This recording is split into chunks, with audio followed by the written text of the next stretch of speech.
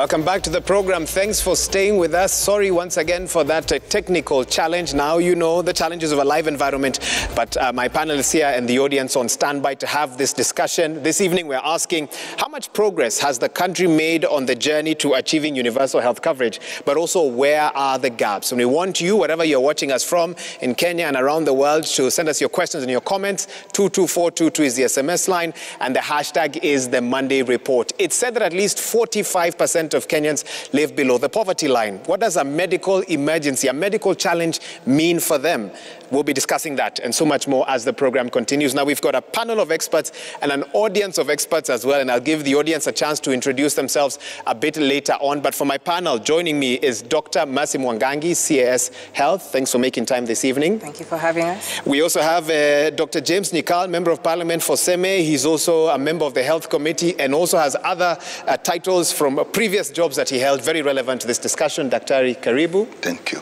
Senator Sylvia Kasanga, she chaired the Senate's ad hoc committee on the country's COVID-19 response last year, went around the country just figuring out what was going on, and she'll be sharing a bit of those findings here with us. Senator, karibu. Thank you so much. And last but not least is PS Mika Powon. He is in charge of the arid and semi-arid areas, the ASAL counties. I'm told that's a majority of the land mass of this country, and he'll be here today to speak about the situation there as well. PS, karibu sana. Okay, thank you. Thank you, and we've got a great audience here that I'll be engaging in just a bit. But remember, yesterday the world marked International Universal Health Coverage Day, with the theme being Leave No One's Health Behind, Invest in the Health System for All. And I want that to be my first question to Dr. Mwangangi. When you look at that theme, how far is Kenya from achieving it?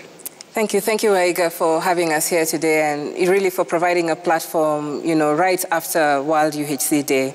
When we discuss UHC in terms of just breaking it down so that Kenyans can understand, it's all about ensuring the universal, all of us in Kenya, have access to healthcare services, and that this access is acceptable to you, it's equitable, and it's affordable. Those are basically the tenets of UHC. And when we review where the country has come in, this journey started in 1963. This is not actually a journey that started 10 years ago or 20 years ago. It's literally at the inception of this country, when our founding fathers decided to eliminate illiteracy and disease and poverty. And by disease, in essence, they meant ensuring that each Kenyan then had good health care. Where are we now? I must say I'm quite pleased in terms of the progress we've made. On a policy front, the country is doing very well. Just this year, we actually concluded the UHC policy framework. So we now have a guiding framework up until 2030 that's going to sort of lay the foundation of where should government invest, where should county governments invest, where should private sector invest, where should the faith-based organizations invest. So the policy framework is set. When we look at the legislative framework, especially happy and grateful to the House committees, because right now we have the NHIF bill that will soon see, hopefully, presidential enactment. So we are good there. When we look at infrastructure, if we just do a simple count, 1963 to now, or even just go back to 8 years to now, essentially we have more healthcare facilities. It means Kenyans are traveling fewer distances to get to health centers or dispensaries, or even the more advanced level 4 or 5 hospitals. When we look at the software, because our health facility is just the brick and mortar, when we look at the software of it, we have more doctors present, we have more clinicians present, we have more nurses present, we have more lab technicians present. Basically, all cadres have seen an upsurge in terms of employment and availability at the health facility, and that's a good thing. When we look at medicines, because Kenyans usually identify with kuna dawa, kuna daktari. In medicines, we have the medicines available. We've looked at our what we call our essential medicines list, sort of the guideline, the catalog that government uses when it comes to medicines. And in the recent past, we've included new medicines, medicines that touch on mental health conditions, some medicines that are new and sort of should I say, much more effective, like biosimilars that were never there. So we're expanding and we're growing, and that has been an area of progress. When we look at affordability, I must say, on one front, there are positive things, but it's a bit of a mixed picture. In terms of the poor in the community, mothers can now access skilled delivery services through the Linda Mama program. Our children who are under 5 should not pay for any care in a public health facility. When we look at those who have disabilities, people with severe disabilities especially, we've been able to provide for them insurance subsidies through NHIF. And so in terms of affordability, particularly for the poor Kenyan, there have been interventions that government has put in place. In terms of challenges, of course, I think COVID-19 did expose our underbelly in terms of the health system. There are times where we've been stretched. And I think for us, the biggest lesson now is how do we perhaps have a more resilient health system, appreciating that we shall continue to have future shocks in terms of pandemics. How do we get ready therein? And I'll ask you to hold there. We'll interrogate a bit of what you said as we continue. Dr. Nyikala, I want to give you a chance. You've sat on both sides. You've been in government and seen what happens on that end, and now you sit in the National Assembly as well. She's spoken about the gains, a very optimistic outlook, I must say. But do you see something else? Because I remember just last year, you broke down in the National Assembly concerned about, for example, the challenges that our healthcare workers go through. What are the gains, but also where are the challenges, is my question to you. Yeah, I think what she has stated actually are the policy directions. And I think in terms of policy directions and what we want to do, she's absolutely right. But there is often a big difference between the policy direction and what is actually achieved. And I must say we still have quite a number of challenges.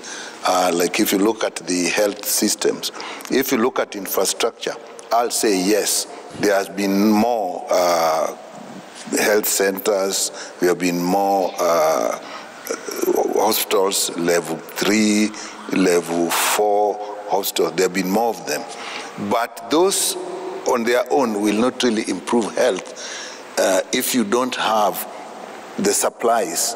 And I think we have had a challenge of supplies with KEMSA. We know that the field rate level is actually a challenge, and I think she'll agree to that, so that when facilities ask for these drugs, do they get all that they require? And what is the turnaround time? Do they get it when they require it? I think that we still have a challenge there in the area of supplies. And you still find Kenyans going to government facilities and walking out with the prescription and going to a nearby pharmacy to buy drugs. That says there's an issue of supply. We also have a challenge with the human resource. The numbers are actually true, that we may have more doctors now, we may have more nurses now. But we start by saying, what percentage of them are actually in employment? I can tell you that there are doctors that are out there not employed, there are nurses that are out there not employed. But as that is so, you go to facilities and people are waiting for a long time because they don't have the human resource that can look after them. The other thing is the management of that human resource itself. We have had so many industrial actions from the health workers. They have gone on strike, and you've seen that. And so that means that the working environment may not be very good. The pay they want, the promotions they want, the training they want. And this has become a little more complex with devolution. Devolution has made a lot of progress, particularly in terms of infrastructure, and to some extent even the delivery of services. But it has brought a challenge, particularly with the management of the human resource. I know they are trying through the Intergovernmental Relations Technical Committee to see how they can harmonize the management of health human resource. Because before, they were managed nationally, centrally, and so a lot of structures in their regulation, in their trade union arrangements are actually still national. And yet, in terms of the operations, they are counties. And even the governors are trying, but you still find that you don't have a harmonized working conditions for health workers. If you are in Migori or if you are in Garissa, are you getting exactly the same working conditions? I think those are challenges that we need to look at. In terms of equipment, again, there's been a very good policy direction. They came with the managed equipment services. It was called it's called MES. It has made a difference. The equipments are there, but it has also had challenges in terms of even how the repair is done, whether all of them that are brought are working, some are not. There has been some improvements, but I think even there, you will still, there's still something that we need to do. Even the way we are paying for them, I'm not so sure that we are getting the best value for money in the equipment that we are using. But we must say with COVID, I'm particularly happy that the management of ICUs have actually improved. There are a lot more ICUs, there are a lot more ventilators that were forced on us. The oxygen supply, I think that has improved. I mean, you give credit where it is due. I worked when you have big problems, BOC, the people applying oxygen, were just holding at a transom. I think there we have made some progress. Okay. Then you go to healthcare financing itself. Are we getting enough money to get the work done? And you look at our expenditure per capita, we are still at probably about $80 or so. And what proportion of the GDP that is? About 5%. And even the African target of 15% yes, that's of correct. our budget. I think we have not reached there. We are probably talking 6%, but that is if we look at the national government. So we still need that, and probably she'll help us with it, that you have to put what is being spent in the counties, put it together, but I don't think we will go beyond 10%. Okay. So yes, there's been improvement, but the challenges are there. The challenges are there. And someone who probably saw them firsthand is Senator. You went around the country assessing in certain counties their preparedness for COVID-19. That time, all focus was on getting ready. What did you find out? Yeah, Wahiga, thank you again for having us here so that we can discuss this important conversation. The interaction we had in the COVID committee was very enlightening. Let me say that. And what Dr. Nyikal, Honorable Dr. Nyikal is saying is true. That whereas you find that the national government may actually be doing what they're supposed to be doing and it's looking positive from up there, what you find now on the ground, on the counties, becomes something a little different. And therefore, our work as parliamentarians is to try and figure out why is it different? Why are we not achieving what the national government has set to achieve? And especially this time of COVID, when we know we had the national response team that was heading and preparing the country, for COVID. And, let's give credit where it is due. The national government did its part very well. In fact, we had a lot of interactions with Dr. Mwangangi. She used to come very frequently to the committee because they were the key stakeholder for the work that we were doing. And it was impressive. In fact, we relied on some of the reports from the ministry on the amount of money that they had managed to put together for the national response team on COVID and what they had sent down to the counties. And in fact, that is now what triggered our need to go and see in the counties what is really going on, considering the government has given already a guideline on what each of the counties is supposed to do. They had given a guideline on how many ICU beds each county is supposed to have. They had given guidelines on how the workers, how many workers and payments for workers. They had even sent down the money for that. And we had all these detailed breakdowns and reports that came from Dr. Mwangangi. And we said, no, now we have to really go down to the counties and see, is this really the case? Have each of these counties actually achieved these targets that they have been given by the ministry, considering the money has already been disbursed and sent down to the counties? So Wahiga, it was very interesting. And I remember we started with Isiolo County, and there was a reason why we started with Isiolo. Because at that time, the senator of Isiolo, Senator Dulo, had raised a statement because she had some whistleblowers raise, an alarm that there were no ICU beds. And the reports that we had as a committee is that, there should have been ICU beds at that point in time. So that became our first target. And then we moved from there. We went to Meru County, and then we went to the coastal region. We did the three counties. Did you find ICU beds? I mean, well, we did find ICU beds, but at that time it was really early on in the COVID pandemic, and we had very interesting scenarios. You'd find some counties actually have the ICU beds, but they don't have the capacity, because ICU is not just a bed. We came to learn that ICU is not just a bed. There's a whole infrastructure that makes that ICU functional, not just a physical bed. So whereas you'd find a physical bed, it is not an ICU facility that can be used by the citizens. So you'd find all these disparities. And you know, at that time, we know the Ministry of Health was really working towards capacity building so that the counties that were just acquiring their ICU beds would have the capacity, you know, to then handle the infrastructure around it. And they were working on that very closely with the county governments. So we had all these interesting scenarios that went on, and we had a lot of senators actually raise a lot of statements.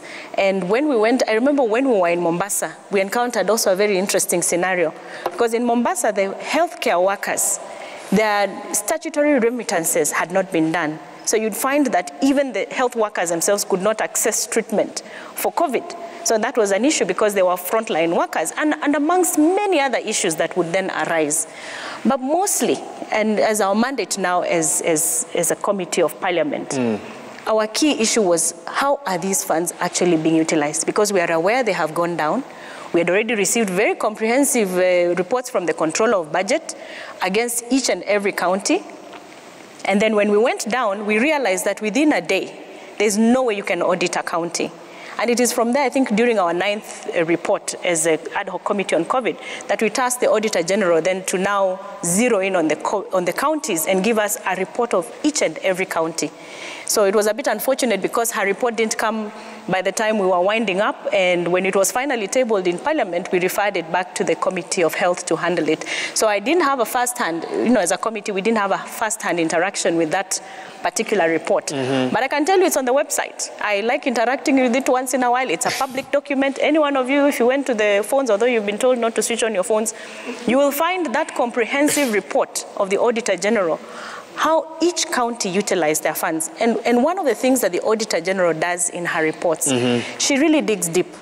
She will dig deep and see where were the areas of lack of efficiency, you know, and try and you know, give some sort of solution to, if this was handled differently, then it would work out differently. So that is the depth at which the national government went, and the Auditor General's office went into auditing COVID funds, and that is the work that we did also as the ad hoc committee, was also quite in-depth. Yeah, it was quite in-depth. Okay, let me allow PS Pawon to come in, and even as Kenya began to get a handle on this whole COVID-19 situation, drought breaks out, 21 counties or so, and one begins to wonder, are the citizens there now looking to earn a living, get food for the day? Will they also be able to access healthcare in the midst of all that? What's the situation in those 21 or so counties as the world marks this UHC weekend? Okay, thank you so much, Maura, for having us here. And I may start from an introductory background, whereby I'm talking about the area where we are covering the ASAL counties. We have a total area of 89% in terms of landmass, population 39%. So we are talking about that 9% of the population of Kenya, which is living in this region. And we are talking about a vast area where we are having an area where it's less densely populated compared to the cities. So in terms of the drought which we are having at the moment, it's been unfortunate that we've been having disasters since 2017. We did have the drought, and then we did have the floods, and then after the floods we had the COVID. After the COVID we had the locusts, and this is where we are now. And the area which was most hit by these disasters the arid and semi-arid lands. And as we speak, Waiga, we are having 10 counties which I can say they are on alert. And we are having another 10 counties which are on alarm stage out of the 23. So which means we are only safe in terms of food security in this area. We are safe in 3 out of the 23 ASAL counties. And when you're talking about the issue of COVID, for somebody to be able, somebody to fight the COVID, he has to be healthy. So I'm saying we are having some challenge because if we don't have proper nutrition, if people are not getting enough food, enough water, and most of the people are livestock keepers in this area. And when you look at the milk production, because the livestock keepers normally depend on the milk, and milk has been found to be one of the most nutritious food, especially for the growing children and even for the adults. And these communities are depending also on meat from this area. So when the body conditions of the animals are not good, then the body conditions also of the human beings are not ready to fight the COVID issue. So we have quite some challenges in this area. Thank you. Thank you, PS, for that. And to each of my panelists for your opening remarks. I'll give you a chance to respond a bit later on because I want to open it up. As I mentioned, today we have an interesting scenario. Several experts are sitting within our audience, and I want to give them each a chance to weigh in and highlight where they feel the country needs to focus on in terms of our healthcare, and they represent different sectors. Let me allow the first member here to speak, Dr. Margaret Jeroge, who's an assistant professor psychology at USIU, can also contribute her statement. Go ahead. Okay, thank you so much, Wahiga, for having us here and also having this forum where we have key stakeholders in health over here. Together with Oxfam, we are conducting a study on community-led mental health approaches. And we are targeting 4 counties, Garissa, Tana River, Nairobi, and Mombasa. I will just summarize and say what have we found on the ground, because I believe it's very, very important for all of us, and especially the panelists to hear where we are at. One of the major things that stood out, it is the element of little knowledge or sometimes no knowledge of what mental health is. And the perceptions that go around it. Mm-hmm. For instance, a question on what is the community's understanding of mental health, the response that you get is mental health is wenda wazimu. You know, what that means is that it is insanity. And we are not looking at mental illness. We are looking at mental health. That is very basic knowledge that is lacking within the community.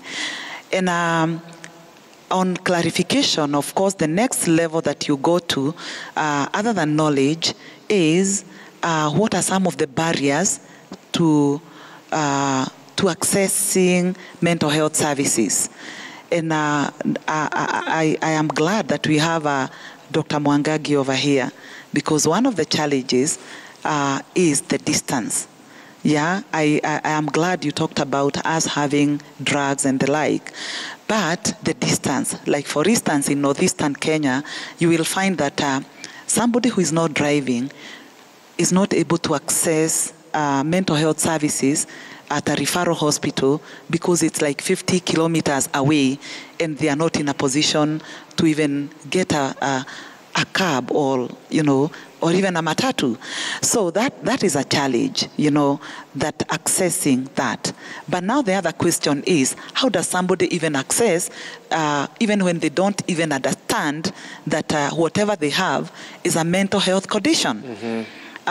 So the other barrier that we found, it is the belief that mental health conditions are as a result of witchcraft or other cultural related, cultural related issues like maybe taboos, or maybe the person just did something wrong and that's the reason why they are suffering what they are suffering.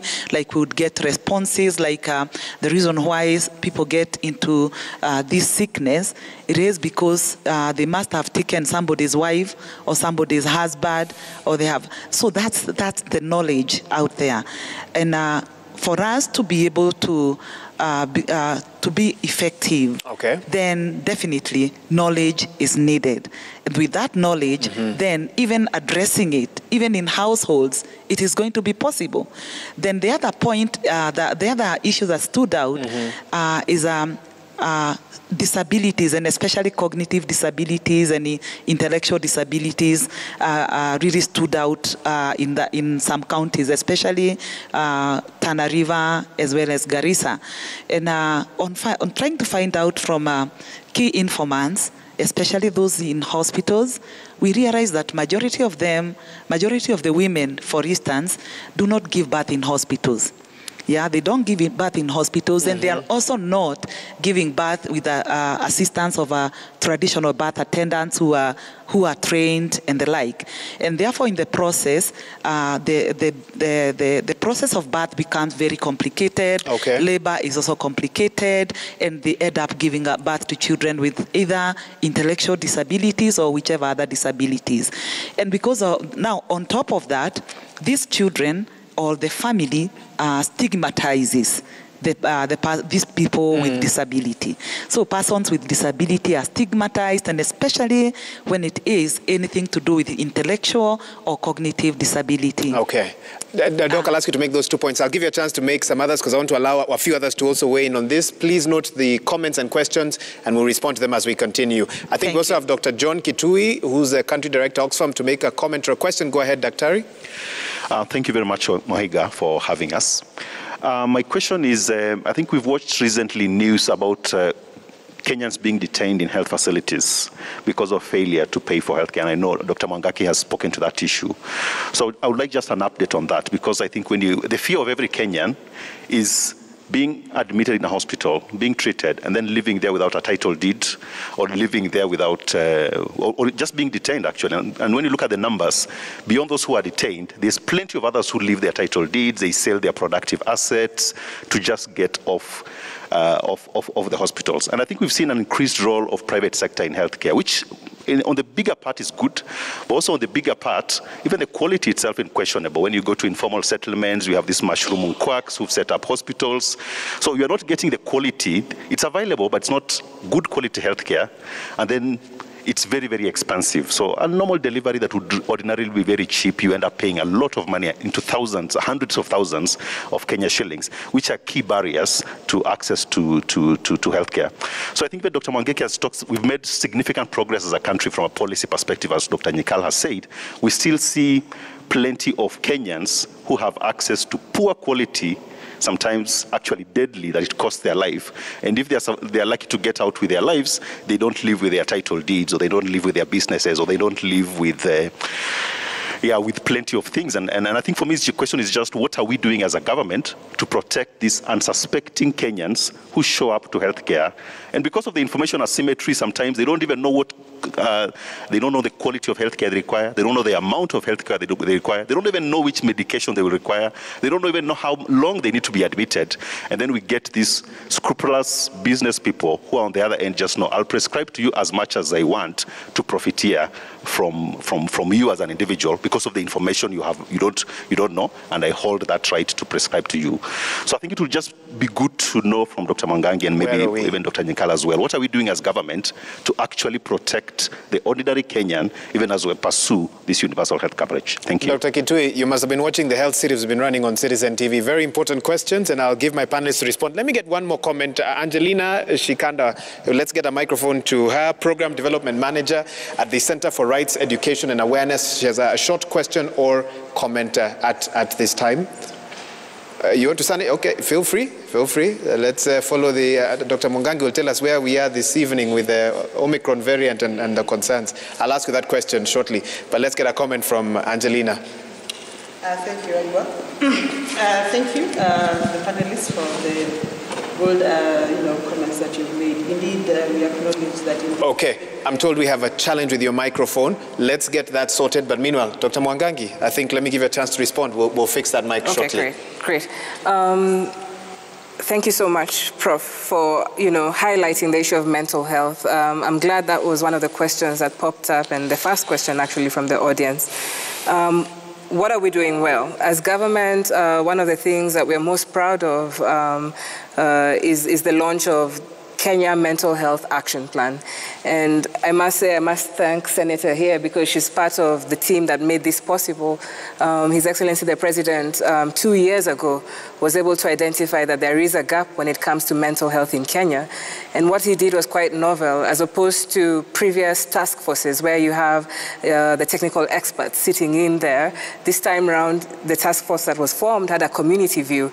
It had community members. Of course, we had Dr. Frank Jenga and other experts there. But essentially, the idea was to move beyond the hospital and ask ourselves hard questions on, are we doing enough in investing in mental health?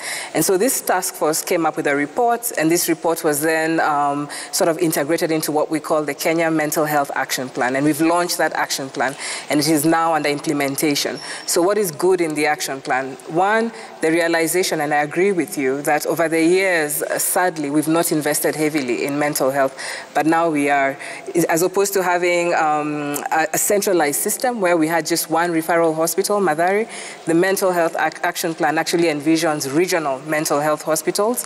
But more importantly, it actually devolves mental health services. For the first time, there's an expectation and intention to ensure that mental health services are available at the primary healthcare level in the country. And that is a game changer. And what that means is then you're going to need psychiatric nurses, you're going to need psychiatric clinical officers there, you're going to need those medicines available in the health centers and dispensaries. And remember, why it's so powerful is that most Kenyans actually access care at that level, at the health center and dispensary level, before they go to the advanced levels of care. So that's therein is contained in the Mental Health Action Plan. The second thing is what you've raised, community awareness. We've often dealt with mental health from the technical, physician level. Now there's a realization and an admission that we need to have community champions for mental health. We need to have the involvement of the church. We need to have the involvement of village elders, people who are trusted stewards within communities, who are trained by the different divisions and structures, both at national and county departments of health, to ensure that these guys are champions. They're able to demystify some of the issues that you've raised, and you're completely correct. Your research is spot on. Those are the issues that we keep encountering. Myths on witchcraft, myths on gender, relations. And so we are putting together what we're going to call mental health community champions. The third thing that the action plan addresses is the cost of mental health services and how we need to put in place a financing mechanism that is able to bear those costs. I'm sure you've heard of some of the prescriptions that mental health patients use are very, very expensive. And these are chronic medicines. Some go for as far as 100,000. And those are not even available sometimes in the public sector, in fact, most times, I dare say. And so there is a plan to see how do we include mental health conditions as part of the reimbursement package of NHIF. And then how do we even have agreements and plans with certain pharmaceutical companies to ensure that the cost of these medicines are reduced. And I think for me then the most impactful will be within the next few years, and the President pronounced himself on this, is that Mathare Hospital will move from Nairobi, where it is, all the way to Karen, where you can, have restful healing, rehabilitative services, and even for the first time, drop the name of Mathare Mental Health Hospital and call it a well-being center. I'm not sure if it will be Karen Well-being Center, but we will find a name for it. But ideally, there's such a focus right now on mental health, good political focus on it and commitment on changing the space. And then also to add, COVID-19 brought in a silver lining. For the first time, the ministry now recognized the role of a psychologist. Before, we didn't have psychologists in our schemes of service. Now we do have psychologists. And so it's small, small steps, but definitely more needs to be done in that area, and we are working towards that. Okay. Wahiga, I had a second question. Should I jump into it, or do you want to? Briefly, if you can. I'm not known to be brief, but right. In terms of retention in health facilities is illegal. And I think for those private health providers and public health providers who are watching our show today, just to emphasize and to repeat, it is illegal to detain a patient because of unpaid bills. Now, most of the questions we get from the providers are, yes, we agree, we should not retain a patient, but what do? We've incurred costs in providing care for this patient. And one of the things that we are doing as government, particularly right now, is really focusing on NHIF, and particularly after the support we've received from both committees, National Assembly and Senate, very soon it will be mandatory for all of us to have an NHIF card. Once that happens, those who cannot afford NHIF will be able to get government subsidies, which then means, therefore, Kenyans will have the ability to pay for care and providers will get their reimbursements. But until then, it still remains illegal. And I think just last week we were dealing with a case of a hospital, and the Medical Council, which has a mandate, can actually withdraw your license for detaining patients. And we've actually started doing that. And I was going to ask, it's illegal, yes, but until we see consequences, they might still continue doing it. We've actually started doing that. You've started doing that. Dr. Nika, let me give you a minute to respond maybe to the detained, because you've sat in the healthcare sector for a long time. Have the numbers, are we hearing more cases of Kenyans being detained, first of all, during this COVID period? And secondly, are we doing enough to help those? We know one, for example, who was just released on Friday after a year and a half in hospital, detained. Let me start by telling you the basic issue. You see, until we address the basic issue, all these symptoms of the problem of healthcare, the basic issue is health care cannot be a business. In my view, should not be a business. And you know, internationally, countries where health is run as a business have poorer health services than countries where health is run as a service. You may not believe it, but for example, Cuba has better health indices than the United States. Because as much as they have a lot of money, health is being run as a business. Now, you get into a problem where somebody is detained. It is illegal. But we see it from the point of view of the hospital. We don't see it from the point of view of the manufacturers of drugs, the manufacturers of oxygen, the manufacturers of IV fluids that the patient is given. So what we should address, can we have a healthcare system where people can actually access? In my mind, if you can really get to UHC where people can afford, then the question of detention will not occur. But now we are addressing the question of detention. It is illegal. Sure, it is illegal. But we not say, why is it that people are being detained? They are being detained because they cannot pay. So that is what we should address. And as you're saying, actually it's a lot more, because health is coming more and more expensive. I have the experience of seeing this country where you had free healthcare on the NHS British system, where there was enough funding to the hospitals, so you walked in and you walked out. And I know some of you here will not believe that there was a time that government hospitals were better than private hospitals. That when you were transferring patients from Aga Khan to Kenyatta, because Kenyatta was a better hospital, by 1979, the delivery services in Kenyatta was better than in Nairobi. So, and people are not being detained. It is the cost of care. Some of my audience members can't imagine that. They can't imagine that. Well, I know they can't imagine that, but I know because I admitted ministers in Kenyatta. I clerked them as a young doctor under training. I clerked ministers to be admitted in Kenyatta. Now, if a minister is admitted in Kenyatta, the worry, hey, that minister is really doing badly economically. Whereas it is the public services that should be the gold standard. How can the private services be the gold standard, and yet the majority of Kenyans cannot access them? The gold standard should be the people. Okay. So in my view, I think we should look at this issue of UHC. UHC, from time immemorial, people have tried to get health cover that they can afford. But the actual word UHC is actually new. It comes from around 2004. And I remember I was at WHO when the issue came of how do people get health care. There were countries like ours that were saying, let's have a social health insurance where actually health is paid for through insurance, like in Germany, for example, that you have that. And there are countries that were saying, let's have it like the British system where the government has enough money. So what was agreed, every country will use their system that makes sure their people get the cover. And in my mind, we must go the insurance way. Work out all these health system issues, then work out how we pay for them. I'm actually an advocate of having a social health insurance where everybody pays. People will say, oh, if you put a lot of money in NHIF, it will be stolen. I have a very simple response to that. If you have a thief in the village, you don't stop rearing chicken, you just catch the thief.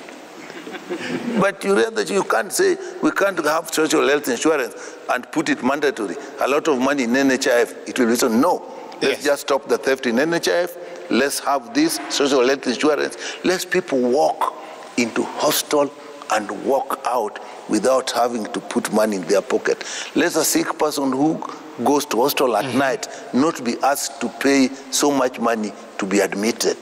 When we get there, the question of being detained will not be there. Doc, it may look like I'm being utopian, but we can get there. Doc, I want you to hang on there because we need to take a short break. You're making very important points. Thank you for that. You're watching the Monday Report Town Hall. We're live from Panari. And I need to give Senator Kasanga and PS a chance to respond as well. But let's take a break. Very short. We'll be right back. We've got a lot to get into as well. Stay with us. We'll be right back.